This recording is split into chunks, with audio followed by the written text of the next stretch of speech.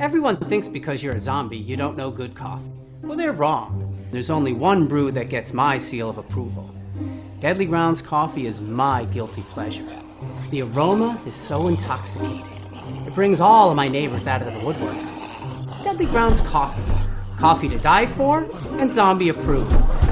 It's good to get a little deadly. Use the front door! Oh, they're so disgusting.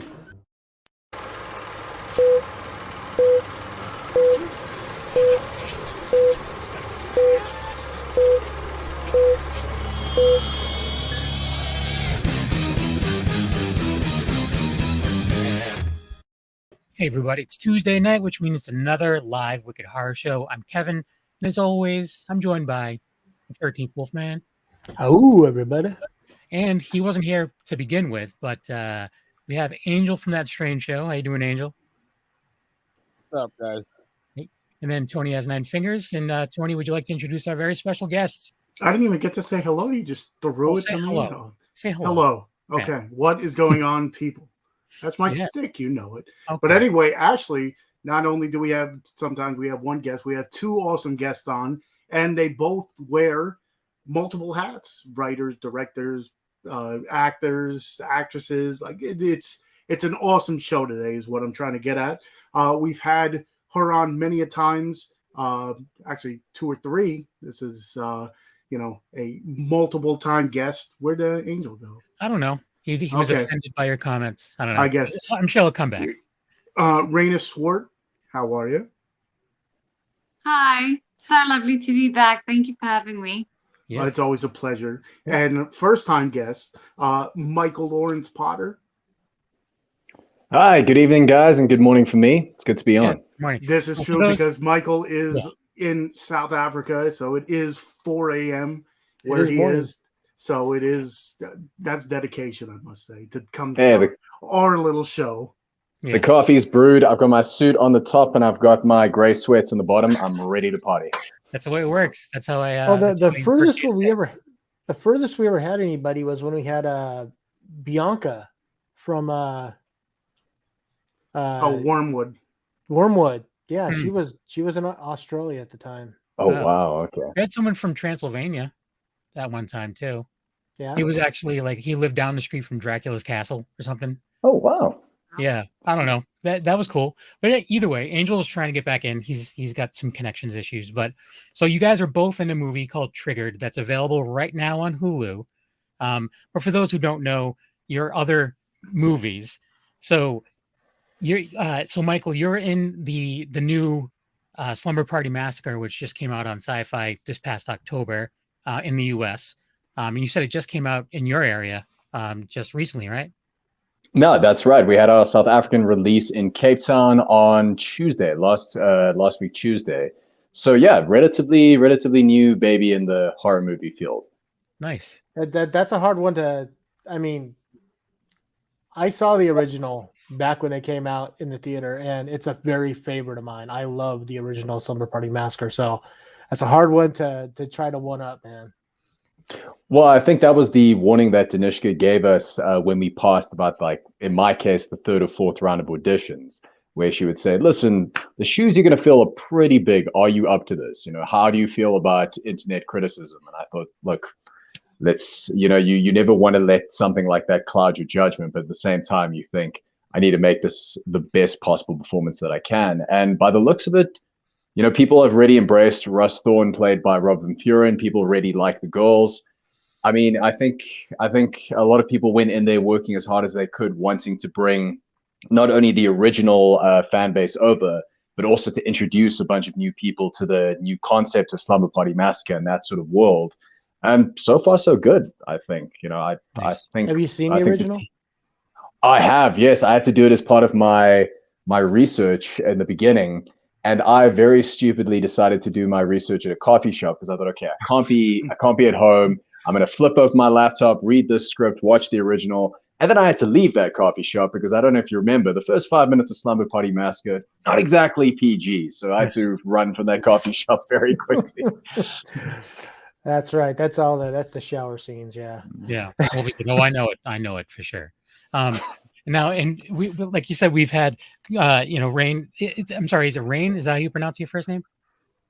I love it when you say rain. It's Raina, but Raina. rain is Okay. great too. I'm sorry.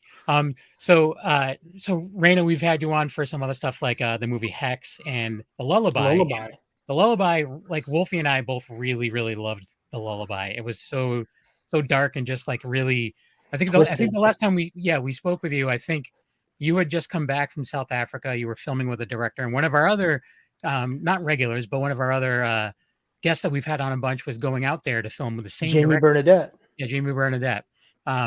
So it's cool to see that, even if you're not from the same country, you guys are all like kind of sharing the wealth, working with some great like directors and actors and stuff. It's pretty awesome. So yeah, I don't know. It's pretty cool. So how did Triggered come to be? Like how did you guys meet up for this?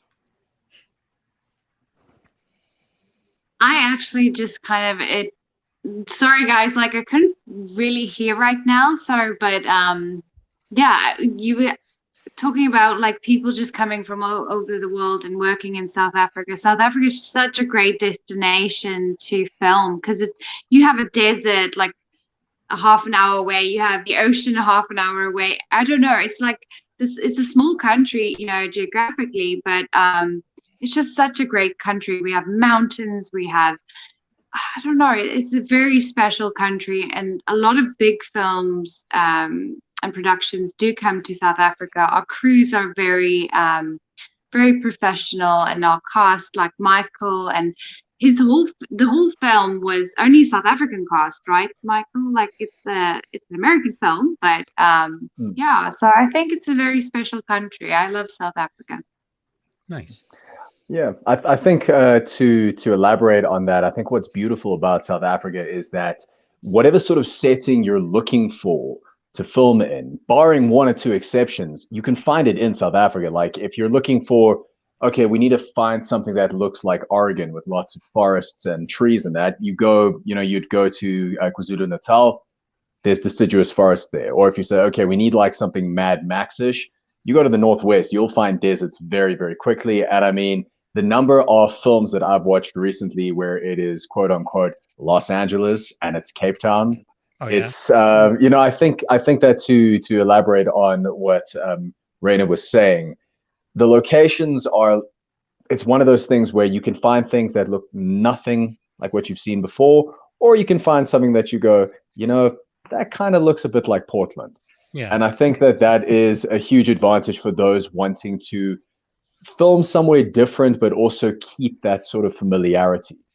And I think that's kind of where Triggered met in the middle of that Venn diagram, in that it was enough to bring in the American audiences so that they wouldn't feel left out. But at the same time, I think, especially with Slumber Party Massacre, we had a lot of shots in a lot of places that, although it did look like the outback of, let's say, Kansas, there are a lot of shots there and a lot of things that could only be possible, especially the light, because it's in the Southern Hemisphere. So yeah, I think that we're definitely not going to be the last kind of crop of horror movies shot in South Africa. I think there's definitely a nice big boom of horror movies being made here, especially because as South Africans, we love horror movies. Like, we're a spooky country, so we're a big fan of Americans coming to film with us. You like American screaming and just blood. You love it. Oh yeah. Yeah. Yeah. Yeah, I'm always looking forward to something. Kev knows, Tony knows. I'm a huge foreign horror fan, so if it's something that's worth watching and it's from another country, I'm all for it. Even if it doesn't come off as it's from another country, because that's the thing is I always forget that you have an accent, it's like I watch it and I'm like, I forget, does she have an accent? I don't remember. Like you're just really good at covering it up. Is what it is. I wouldn't be able to. I can't even cover up my Massachusetts accent when I try to half the time. So, especially when he says "ca" and "yod." Yeah. Were you saying, Angel? No, I was saying Fried Berries takes place in Cape Town. No, Fried Barry. Like, just to put over Ryan Kruger, what an amazing director, what an amazing guy. But Fried Barry, what I loved about their approach is that they decided, we're going to make the most South African movie that we possibly can, in the sense of that the accents are thick. They pretty much went over every sort of subgroup of people in South Africa, where it was like as very inside of baseball South Africans would watch, like, oh, that's the guy who works at the shop near me, or oh, that's the guy who works at the office near me. You know, it was very sort of localized. But what's been fascinating is that because it is so genuinely South African, it's really been embraced by the international audience, which was really fantastic to see. I think Ryan has just been flying from strength to strength. Ryan, if you're out there, man, dude, still love Fried Berry. Nice. I haven't seen that one. No, I haven't. Yeah, it's heard a that one. Shudder. It's on Shudder. I don't know if it's an exclusive or it Well, can be an I can original. tell you but- right now That that was a short Wolfie and I- first, which is an awesome short on YouTube. Wolfie and I do Yeah, so a we're doing lot of this Shudder week. reviews, and I guess that will be the one for this next review. So yeah, we'll do that. Yeah. Yeah. And I also think with Fried Berry, I really like the lead character. He's just so unique and awesome. I think it was just, yeah, it's really a great film. And like Michael was saying, I think the more local you go, the more universal you go, actually. You know, the more you focus on what's special. Oh, good job, Tony. Yeah. Mhm. That's awesome. He's got Blu-ray. Lovely. So cool. So how did Triggered come to be? Like, so you said it's an American film that was all filmed in South Africa. Have you guys worked together before, or is this like a new working relationship for you guys? No, This was the first time we've worked together. But Michael, you should tell your story. Like, Michael's actually a lawyer, and Oh, he's wow. this very talented actor. We were just all like blown away. We were like, "Who's this guy?" And we're like, "Okay, I need to remember his name." And he's just his attitude on set is just so professional. It didn't seem like it was his first film set. So, yeah, Michael, how did you get this role? It's just so cool. I don't know. Like, I'd love to hear as well. Well, first of all, I need to stop blushing and then just kind of get over the fact of, like, you know, someone who I hold in very high esteem is kind of giving me that sort of compliment. In fact, I actually want to show you something. This is a letter that Raina and Liesel sent me right after Trigger wrapped, and I keep this framed on my desk because it's still, to this day, it's like one of the best sort of reviews I've ever gotten, and it kind of gives me, like, it gives you a lot of confidence when the days are a little bit shoddy.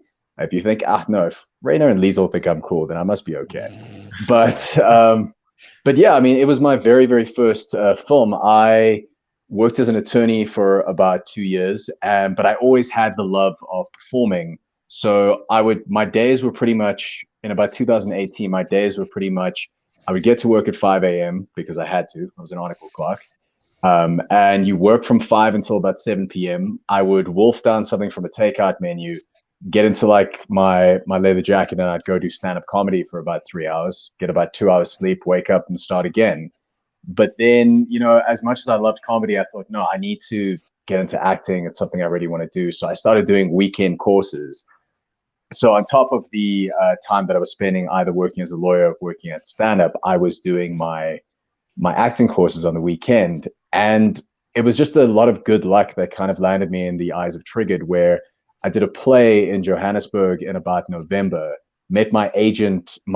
I'd never had an agent before, got signed with an agent in November, and got signed to Triggered by January. It was one of the fastest processes. And I had to learn on the job very quickly.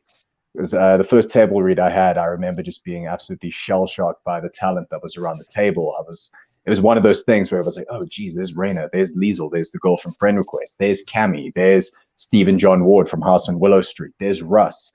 And, you know, even just seeing Alistair and Ari from First Order, it was that thing where I go, I cannot afford to have one bad note in this entire thing. It's kind of like, I almost felt as though I was joining Metallica as Kirk Hammett. I was like, okay, like, Mustaine's out, but now I need to be like the best that I can be. So it was my first film. I was asked to do a self-tape by someone who I now consider to be my best friend, Stephen John Ward, who plays Ezra in the film. And I think I did about 110 takes and sent one off, and I didn't hear anything for a month. So I went back to my job of, at that point, because I was in between acting and being a lawyer. So I think I was stacking books in a bookstore, or I was serving coffee, something very sort of like below what I was doing before. And I remember getting the call and visibly jumping from my table and like screaming once I was confirmed. Just pushing over all the books and be like, I'm out of here. I got a movie. See Hey, well, look, I still had 2 hours left of my shift. So if I did that, I would be the one picking those books up. So I knew better than to just kind of yell, apologize, and then go back to stacking books, which is surreal, but it's the life of an actor. I'm sure Raina will say in the early days, it's always a strange thing where, you know, you kind of land this incredible opportunity, but no one knows the movie's out until it comes out. So until then, you're still making coffees or stacking books or working at a law office. I think Triggered, without using any hyperbole, was a movie that genuinely changed the entire trajectory of my life. I would probably still be doing criminal defense in Joburg, or maybe still serving coffee if it hadn't been for this movie. But this movie has been a blessing both to my career and both to my friendship groups. Exhibit A, the wonderful Raina right here. That's impressive, because usually, like with indie film, you know, you hear, which is still mind blowing to me, is, you know, watching a movie and then realizing, you know, some of the people have day jobs, and it's just like going crazy. I must say that's the first time that I heard like someone being a lawyer, because a lawyer, I mean, doing that stuff is, you know, crazy in itself, long hours, like you were saying. And then putting on top to become a lawyer, like the amount of work that has to go into becoming a lawyer, and then it must have just like been driving you crazy. Being like, I don't know if I want to do this now. Like I just became a lawyer, and now it's like, but at the same time too, like for as much as I respect the acting part of it, you said you were a stand-up comic as well, and that is terrifying. Like I enjoy stand-up to no end. I love it. And I've always like wanted to do it, but it absolutely terrifies me. So you could do it. Do it. I mean, anyways, but so yeah, that's do it. Yeah, do it, man. now you gotta we'll hit up. We'll do an open mic. Yeah, no. Let me if you do a live around here, I'll be nowhere around here. I'll have to travel to another state. We'll go to Jersey. Right. We'll love you. But that's pretty crazy. How long did you do stand up for? It was about 2 years, and I think that I had definitely a career of two halves as a stand up, where I started off when you start, because you're so like oblivious to the world, you think you're amazing. Like I thought, because I killed my first show, so I thought I was the second coming of George Carlin. And then I did my second show, and man, the crickets didn't even make sounds. It was terrible. And I think it is one of those things where you do learn to get that outer exterior, you know, get that sort of self-motivation, and learn to kind of deal with the room when it sucks, and then learn to kind of ride the wave when it's good. And I think I was just very lucky in that I had a lot of very good mentors who kind of pointed me in the right direction, who helped me through it. Because I think, Kevin, if you're going to start on the stand-up journey, all I'll say is do about 15 open mics in a row. It's kind of like a friend of mine, he was quite an interesting cat. He was doing his, he had just gotten sober for the first time and doing stand-up comedy at the same time.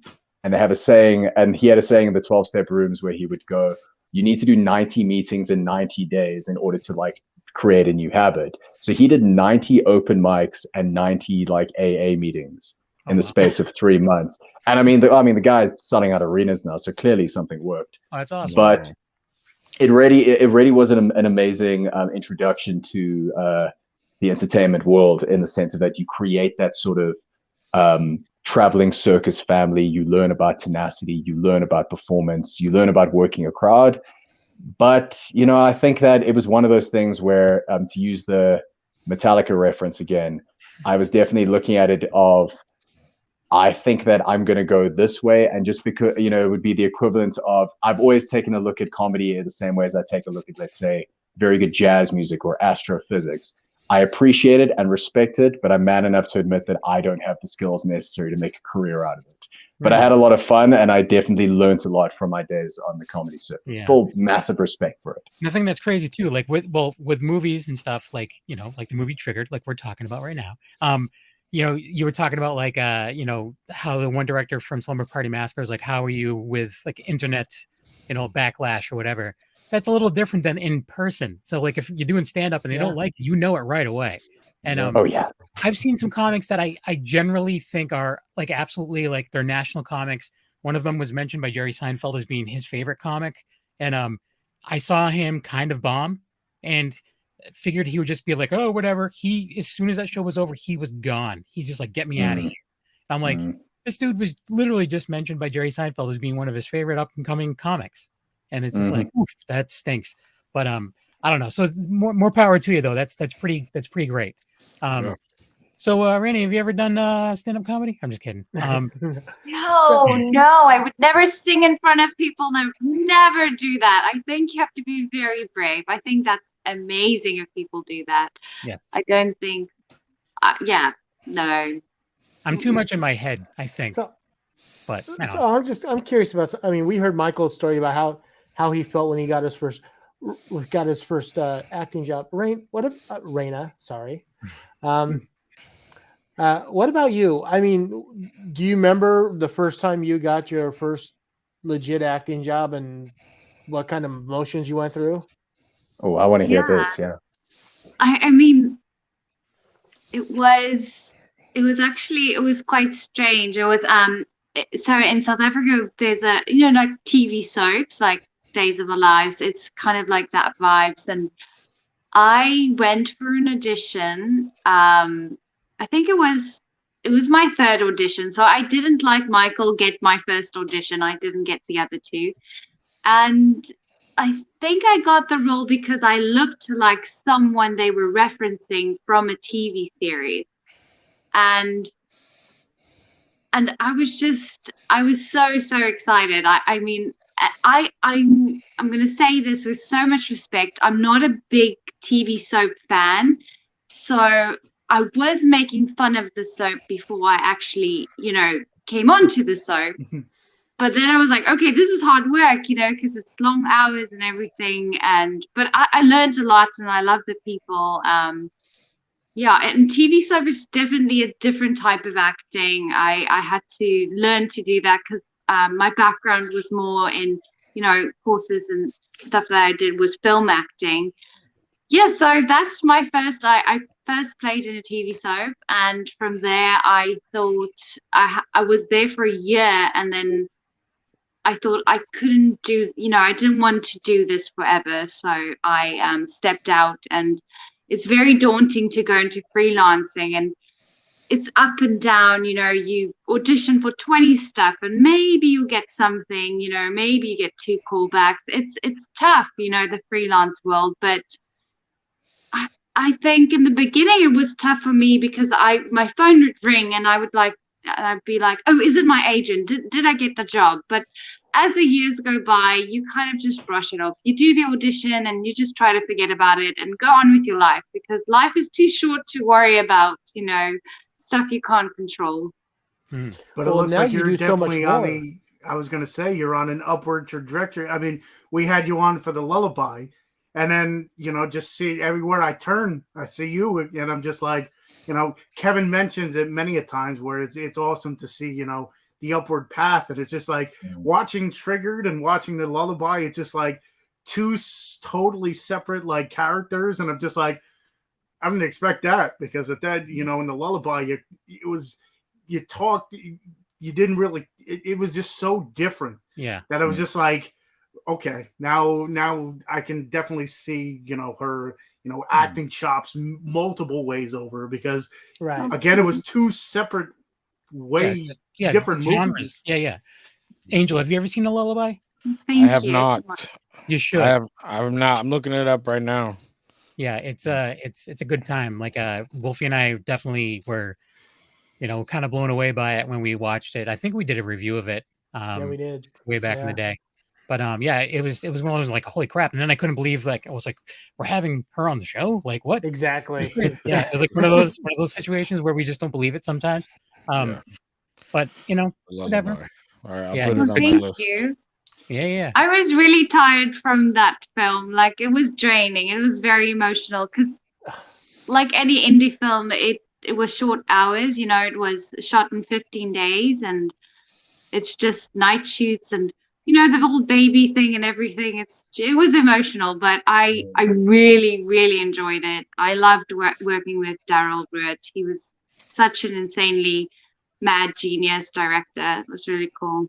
Nice. It was So what was it emotional like watching that thing. I mean, it was emotional for you to make it, but I mean, that movie just sucks you in and takes you on to this crazy ride that I don't know. I feel like I went through like 20 emotions just watching that movie. It's only like an hour and a half long, Yeah, I just checked out the trailer real quick. It looks It's bananas. a good time.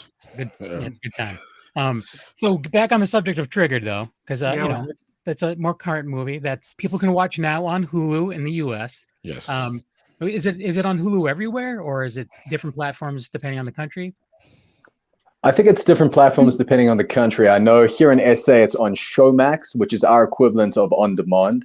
Mhm. And then I think worldwide it's on Hulu, as far as I understand. It was on Amazon previously, it's on Hulu now.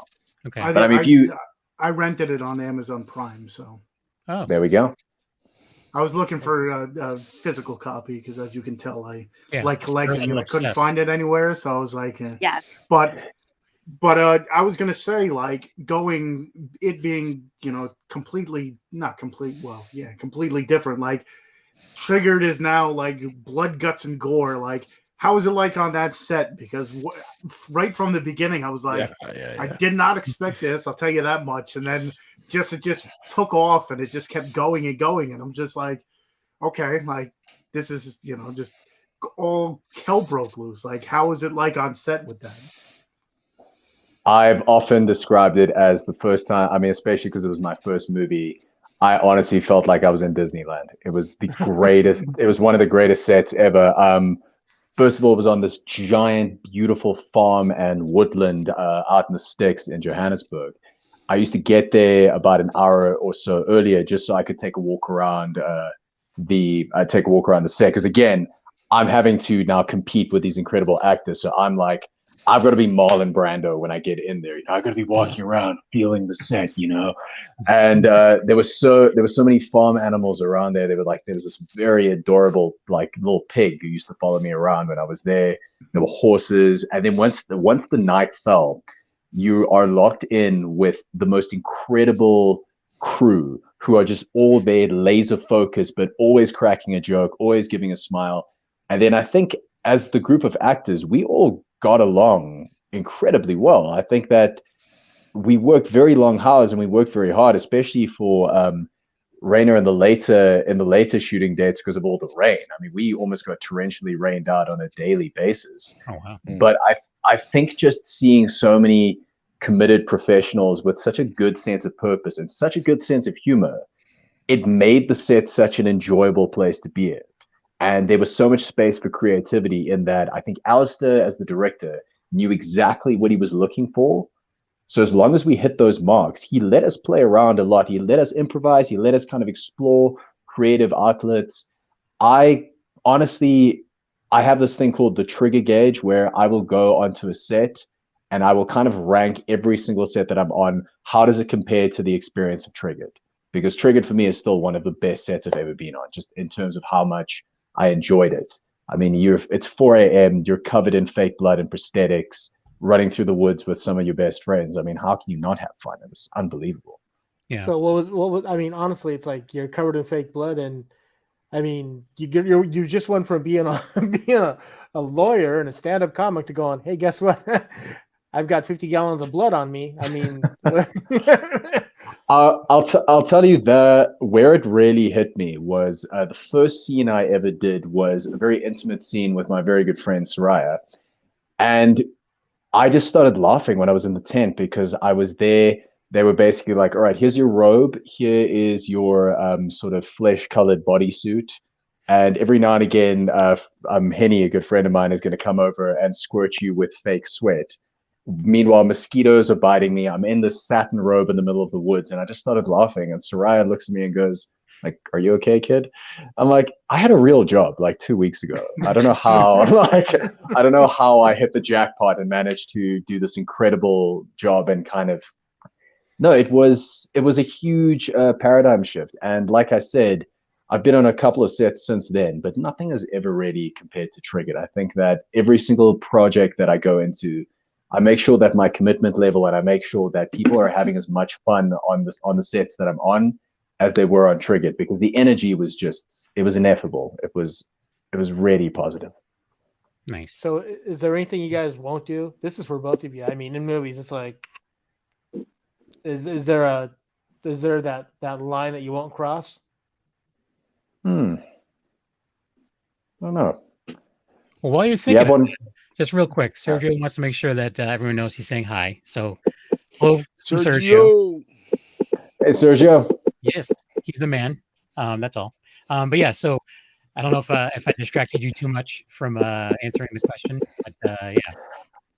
I've often held the opinion that it's better to see what's being offered, and kind of I always try for at least a couple of days, because there's an old Joseph Campbell quote that I love, which is, "The cave you fear to enter holds the treasure that you seek." So a lot of the time as an actor, if your first reaction is, "Oh no, I don't want to do that," it's usually a good sign that that's the comfort zone that you need to break in order to get to a place to become a better actor, to become a little braver.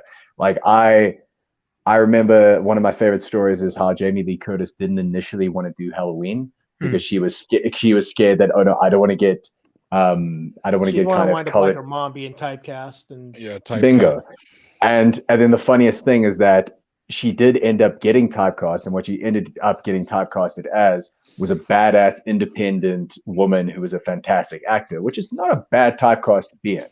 No. But I think for me, my rule is always that two roles side by side can't be the same. Like whatever project I'm going for, I've got to do something different. The common joke with my friends and I at the moment is, if there is a pompous, sarcastic douche, the chances are I'm gonna play him.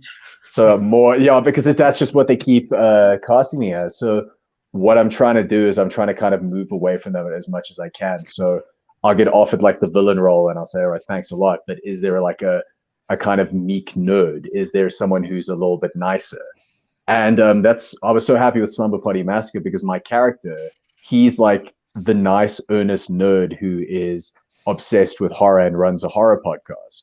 And I was like, well, geez, I could do that. Like that's that's me.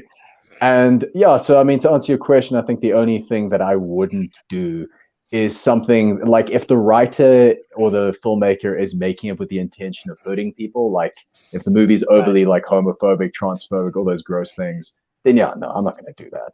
But otherwise, yeah, I mean, if you want me to play a baby eating lizard monster, then it's just the way it is. Got to figure that out. Let's write that. Baby eating lizard monster. All you writers out there, did you hear this? Don't give Tanishka any ideas. She'll. Oh, absolutely.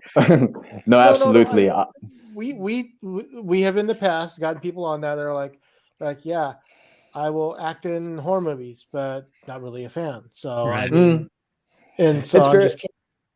No, it's a very common thing, because I think what happens is that horror is sort of like the most punk rock genre of movies, in the sense of that, I think a lot of the time when you want to make a horror movie, you just do it. It's just like, we're going to find the funding, we're going to find the equipment, we're going to find the actors. And in the same way as punk rock, there are so many people that are fervently passionate about it and just want to contribute to it in the best possible way. And as a result, there's like a very driven cult-like sense of making horror. Whereas like, with drama and stuff, it's kind of differs between directors. I've been on sets where you can tell that this director, his feet are taped to the ship. Like, he needs to make this more than anything in the world because he loves it. And there's others where, it's a day job. They're like, yeah, we're doing this. And they're great at it, but, there's not that emotional connection. But yeah, I mean, I've been a horror fan for an incredibly long time, and I personally blame VHS box art, which dates me. But I mean, when I was a kid, I think I remember it so vividly, where I would I go to like the Blockbuster on a Friday, because I've been a good boy, and you go, the horror movie section would just engross me, because I mean, I was getting into video games, I was getting into metal, and I mean, this is the 90s, so it's kind of like everything was in that painted retro style. There's blood everywhere. And I remember just looking at those VHS covers. I couldn't rent them. I had to wait a few years before I could rent them. But I would just stare at these boxes and just wonder what the movie would be like. So the minute I hit 13 and I was able to get some of those, I mean, I loaded up. I think the first horror movie I ever saw properly was the original Poltergeist when I was about 11. Yeah. And that sticks. That sticks with you. Ask me, like, what my favorite horror movie is, it's usually between the original Texas Chainsaw Massacre and Poltergeist. They're both Tobe Hooper jams, but like, yeah, that affected me a lot as a kid, for sure. And I'm a bit older than you. You said that it ages you. I was almost graduating from high school the year you were born. So no. Well, you look great. Well, yeah, you look great. If I had my hat off, you would see that I have zero hair. And, that's all right. That's a style, bro. It's a style. That's true. It's a choice. That's what it is. But yeah. Well, so that definitely. Poltergeist is that's a good one. The clown under the bed still gets me to this day. I know it's going to happen. I can almost tell you the exact second, and it's still like no. Michael's like, let's not talk about clowns. that face peeling scene. That was way more convincing when I was a kid. It doesn't really hold up right now, but it's obviously just a puppet with a guy's hands ripping the face off. But, now that Renee's back, I do want to play the trailer for Triggered. So let's do that. Here is the trailer for Triggered, which is streaming right now in the US and everywhere else except for South Africa on Hulu. Showmax. It's Showmax in South Africa. So yeah, if you have Showmax in South Africa, rent it. If you have Hulu, you can watch it for free. So here you go. Well, it's not free. You pay for Hulu. Here's a trailer for Triggered. I'll shut up. Here you go. We haven't all been together in a while. To old times? Takes me back to high school. Wasn't exactly the happiest time for me.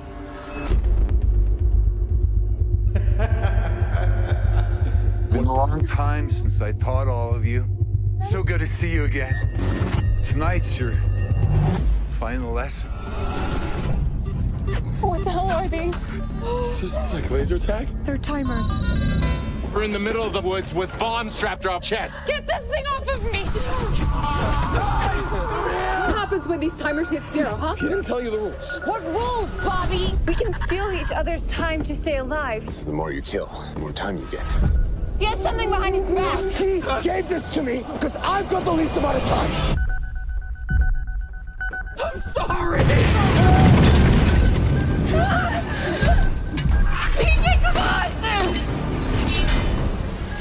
This is not how best friends treat each other! We are not friends! Someone said... People are playing the game. Leave us alone! Why are you doing this? I can't even eat gluten. Trust me, I'm not going to be able to kill anyone.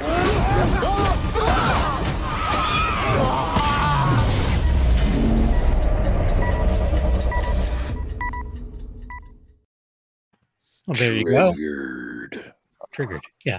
So the one thing too is, like, if you look on IMDb, it's listed as a action comedy horror. So there's definitely some lines that are definitely, like, they kind of throw you off because you're just like, huh? Is that what they meant to do? Like, because what are you gonna say, Tony? No, I was gonna say, because you get like a crazy kill scene or whatever, and then right after there's a little like, okay, am I supposed to laugh now, or is it like, should I be laughing at this, or but? Well, the line in the trailer, like, I can't even eat gluten, like, it's just like, I think that was going, and then I think, Michael, it was the last line you said before you went. Oh fuck! Yeah, just like, I was just like, wow. Well, that's that. I mean, that was the first audibly. I laughed out. I laughed at that part. Because I'm like, just the placement of it and everything. I'm like, well, that was great. Like, that was fantastic. So I think that really falls at two people's feet. It's definitely the incredible writer David D. Jones, a good mate of mine. What an incredible writer! And I remember reading that script for the first time, and I, feeling the same way as you guys. Like, what is this? It's really funny in certain parts, and then other parts, because you get emotionally invested in these characters, whether it be for a positive reason or a negative reason, you're emotionally invested. So when they died, there's like a lot of emotion that kind of gets elicited. And the kill scenes are not pretty. They're incredibly violent, incredibly visceral. And I think that that's kind of the charm of Triggered, is the sense of that it walks this tightrope between a very irreverent comedic tone to this is a claustrophobic, anxiety-riddled like action caper. And I think that was one of the reasons why I loved making it. One of the reasons I've loved watching it ever since is that you never really know what's coming next. And I think that that's kind of the excitement that keeps it going. Yeah. One of the things too with the comedy aspect of it is, unfortunately, a lot of the American, like the American typical horror comedies, they just shove the comedy down your throat the whole time. Yeah. Which, you know, there's some movies that are fantastic that are like that, like Tucker and Dale versus Evil or whatever. It's great. It's gory as all get out, but it is pretty silly the whole time. Yeah, exactly. So, I mean, I actually kind of respected that more because it throws you off a little bit. Yeah, it did at certain points to me too, where I was like, why was she thinking about phone insurance at that time? Did she not realize what just happened? Well, she's panicking. And dude, phone insurance would be the last thing. It's a coping mechanism. Yeah. I'd be just fucking, holy shit. I just want to point out how much Renee actually kicked ass in this movie. She was Jesus Christ. I'm gonna get it right eventually. Sorry. Rain, Renee. It's just it's like rain falling, but nah. Yeah, rain. Yeah. I apologize. I'm the worst. No. It was really fun. There's a shirt. Buy the shirt. I have the shirt. I do have a shirt that says I'm the worst, and it was made for me. Yeah. And then there's another shirt that you can buy that says Kevin is the worst, and it's about me. I didn't make them. Someone else did. But they're friends, so that's okay. But yeah, you kicked ass in this movie. Like you definitely really good action chops in this one for sure. So how much of this is this isn't your go-to, this much action, I'm assuming. So it wasn't first for me. Prior Triggered, it's more like, I would say the Lullaby kind of set the tone for me. That's exactly kind of where my comfort zone is, like, if I can say that, like something a little bit psychological. So Triggered for me was just, I think Michael really explained it well when he said it was like a roller coaster, because it was just so much fun. I literally had we all had a lot of bruises, and we were just running around in the woods and screaming at each other. And, I had a lot of fun. And Alistair is such a cool director. He's, I think a director really sets the tone for a film. So if it wasn't for him, we wouldn't have all become good friends and everything. So if people watch the film, just know that we just had a lot of fun. Like swinging axes. Yeah. Without giving too much away, I do have to say that the way that you exited was probably one of the cooler ones, in my opinion. Like the visual of it, I thought was pretty cool. Yeah. Speaking of coming out of nowhere, I was like, oh, all right, well, that happened. It was that in the hand. The hand too. I was just like, whoa, like that's. Then it was like kind of floppy. I was like, oh, that's great. The wax model that they blew up of me was uncanny. Like, really? I remember like sitting next to it. There's a picture of me standing next to it, and I'm genuinely unnerved to the point where I had the stupidest hairstyle at that point, because I was I had just come out of being a lawyer, and now I was kind of becoming an artist. So in my head it was gotta dye my hair and like get an earring and go all punk rock. So now my hair was growing out. I'm trying to be an adult again. So it's like streaks of blonde and streaks of black, and like my hair was a complete mess. They nailed it. It was unbelievable. Like my facial expression was exactly, it was very unnerving. But I mean, I think seeing yourself getting blown up, I mean, there's not much that's cooler than that. That's really cool. So did you have to sit for a casting for that? No, I know that Paige had to, and I know that Soraya had to, but mine they did it completely by a couple of photos, Wow. and it was perfect. But no, I know that Raina had to do a cast, and Sue had to do a cast, and Paige had to do a cast, and you guys were in that stuff for a long time. Yeah, it's quite. If you're claustrophobic, it's not Oh. fun. That was the only part that's not fun. They put stuff on your face, and you're like, yay, can't move, can't talk. Okay. Yeah, it's That would be. but yeah. So how does that work? Do they just like leave like a little Yeah. hole so you can breathe, or? Yeah, well, now I can't really. Yeah. They do make a little cut here so you can breathe, and your nose as well. So yeah, and then you can't see anything. I don't know. Yeah, I mean, it wasn't the worst. It was interesting.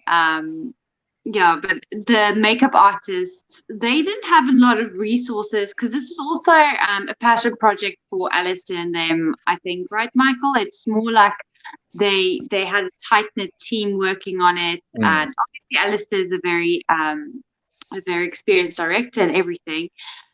But the makeup artist, which is so I don't know, so talented. Like everything they did was just interesting, and it looked very real even on set sometimes, which was great, fun to work with.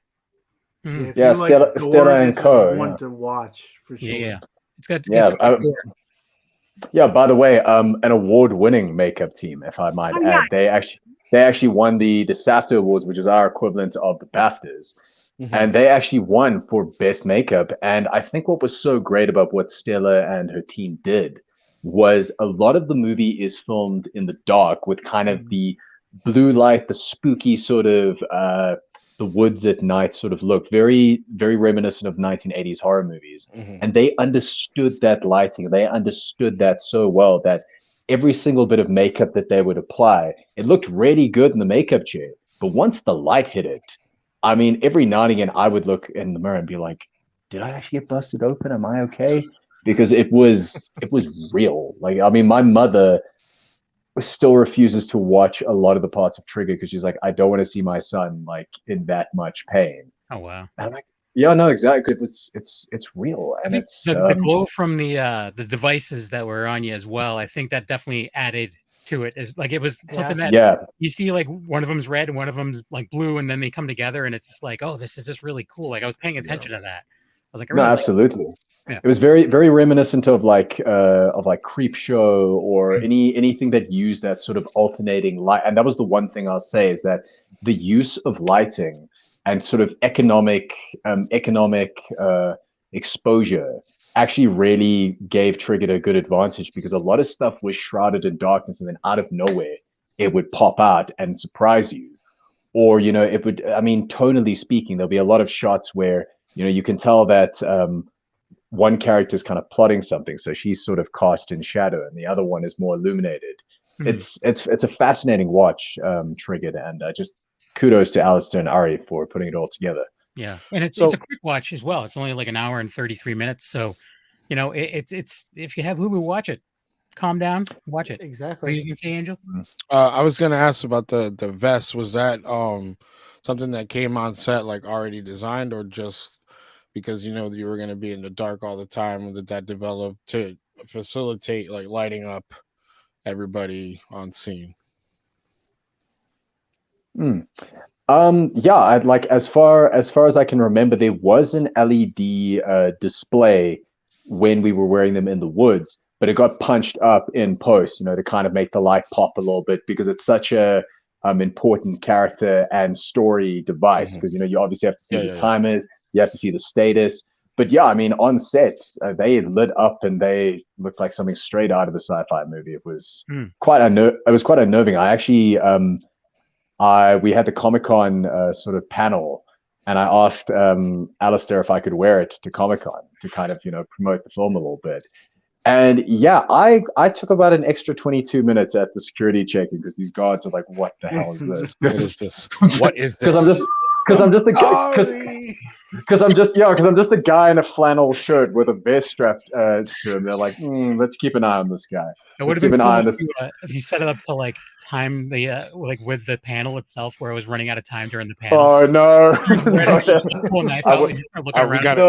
We gotta go. I would have gone to Comic-Con jail, like along with all the creepy Jason Voorheeses. Yeah.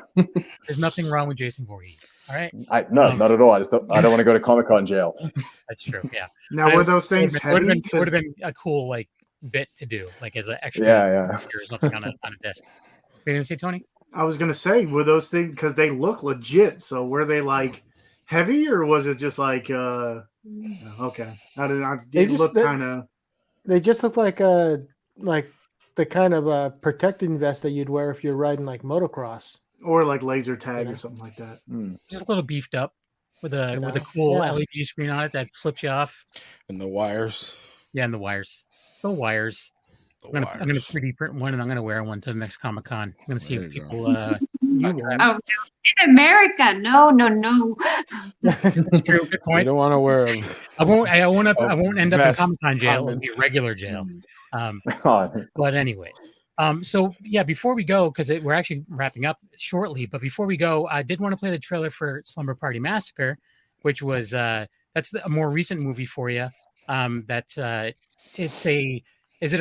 they call it a reboot, or is it like a reimagining of a remake or reboot? I'd say it is reimagining. It's definitely a reboot. I think what Danishka's done, which is so incredible, is that she's making it a continuation of the first three movies, but at the same time, the tone has shifted completely. And I think what she's done, which is incredible, is she's given massive nods to the original franchise, and the original franchise is basically a precursor to this movie. But for the most part, I think what Danishka is doing is putting her flag in the sand and saying, we're going a different direction. And if you're a fan of the original, you're going to love it. If you're a new fan, you're also going to love it. Nice. And I would say I'm comfortable calling it a reboot. And yeah, I think it's a tonal shift, and it's definitely a glowing homage to the first three. Nice. And that was that premiered on Sci-Fi. I'm assuming it's probably still available, like on demand. Sci-Fi on demand, and I have a feeling it's going to be on Amazon in the next couple of months, from what I understand. But as soon as I know, you'll know. Cool. All right, so here we go. Here's the trailer for Slumber Party Massacre. We'll be right back.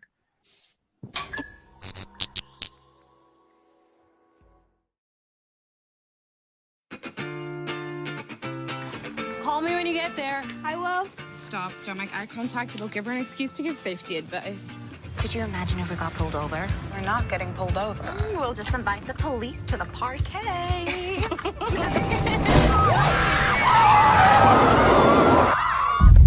think you have a leak in your radiator. Our car is giving us issues, and we need a place to stay for the night. Oh, you don't want to stay here? We don't really have a choice. Well, guess it's time to start the slumber party!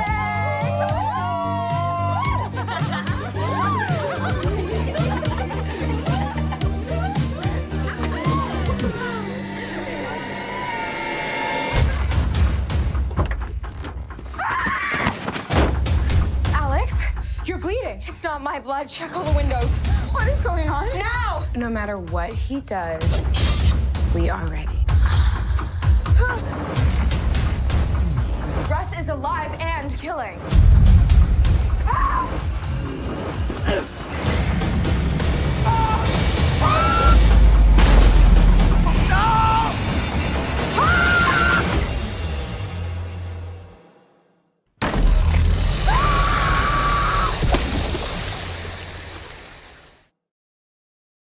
Well, there you go. There's that. Ooh. Hell yeah.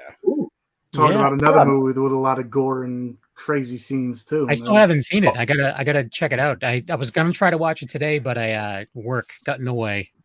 You know how it is. I've actually never seen that cut of the trailer before.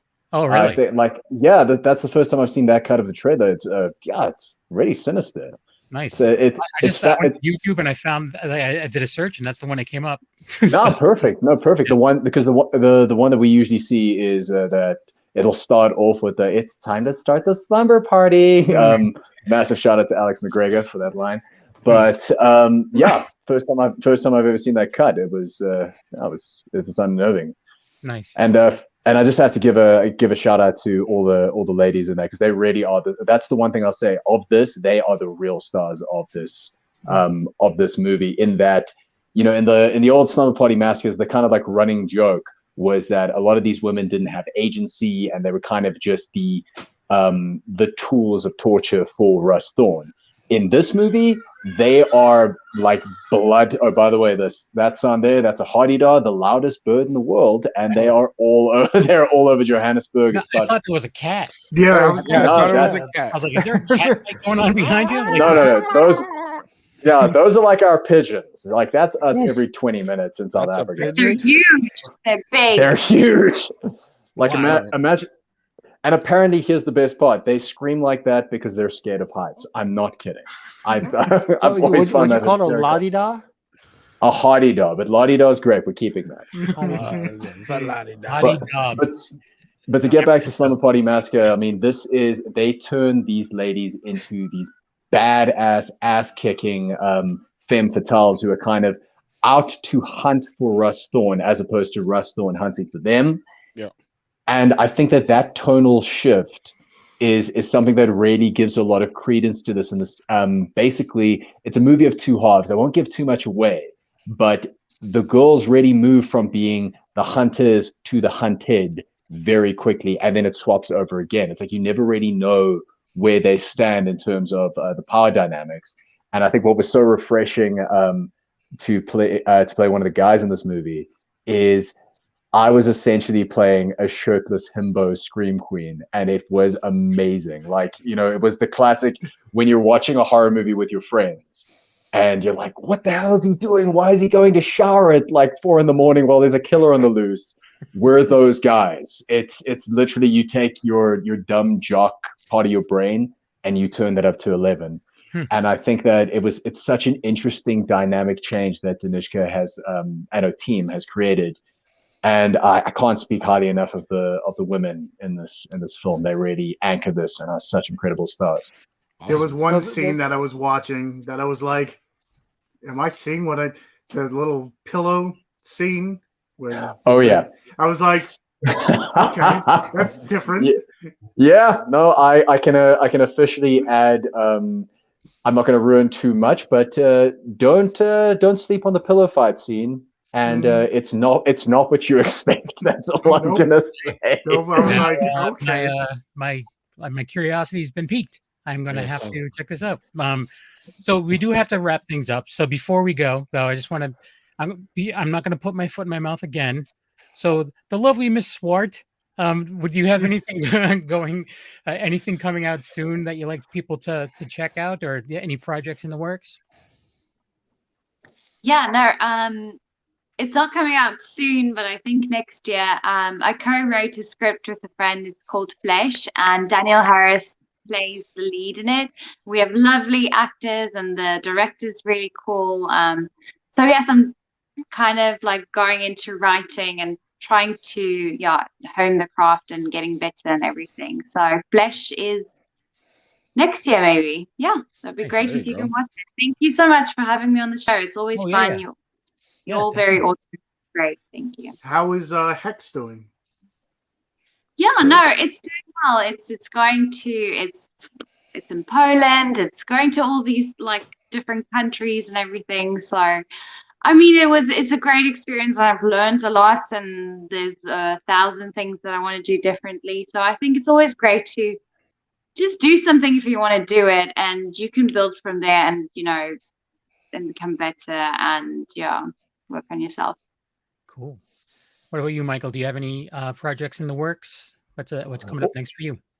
Oh, well, first things first, since I have the opportunity to do so, we were talking about how amazing it is to see Raina's trajectory just skyrocket. How often is it that you get to see two trajectories of two different careers skyrocket at the exact same time? Raina, the fact that you've been able to really carve out your niche as a very, very, very committed actor, and on top of that, be a incredible director and writer while raising a newborn child. Honestly, my admiration for you, it go. Hardy Dog has to go, and we're back. It goes beyond any sort of expectation, and I'm so humbled to see your journey, and long may it continue. And I think that what this genre desperately needs is more people like you, and especially more women like you, to kind of carve out the path so more people can follow. So just huge kudos to you on that. But I no, you're amazing. You're all amazing. I hear what you're saying. I'm still like at the beginning. I feel I still have a lot to learn and everything. But thank you so much. I really appreciate you. You're always very kind. Yeah, that sound in the background was the bird agreeing with what he had to say. He had to agree. No, exactly. Hey, Raina's home. Raina's homegrown, man. Like even the birds know about it. Yep. But to answer the question in terms of upcoming projects, I have been taught never to talk about a soup until it's completely cooked. So instead, what I'll say is I'm at Whatspotting, WHATSPOTTING. It's early, and just follow me on there, and I'll give updates on anything I'm doing. But I do have a really cool action movie coming out quite soon, which is my first foray into action and combat. And I'm actually working on a role at the moment where I currently am sitting, and I don't know if I'm going to be able to stand properly because I did a 2-hour martial arts training workshop with a new trainer for this new film. And yeah, I'm basically getting pounded into cookie dough every day for this role. So that will be out in about 2 years. Until then, yeah, watch the socials and hope you like dog videos because that's most of my stories. I do like dog videos. So that's the best place for people to follow you is on the Instagram. Followed. Yeah. Yep. Thank you, sir. And yeah, and what about you, Miss Swart? Where would people follow you on social media? Same thing, Instagram? Yeah, no, there's my name. Just be at Raina Swart.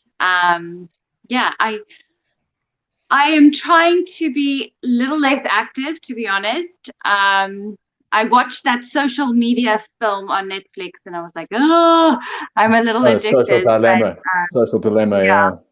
But I'm always like, I love Tony's posts and stuff. So sometimes I'll just go up and my favorite people, I'll just see what they post, and yeah. So, but thank you so much. It would be great if you follow me. Yeah. Yes, definitely. Just sent you a follow there. Oh snap!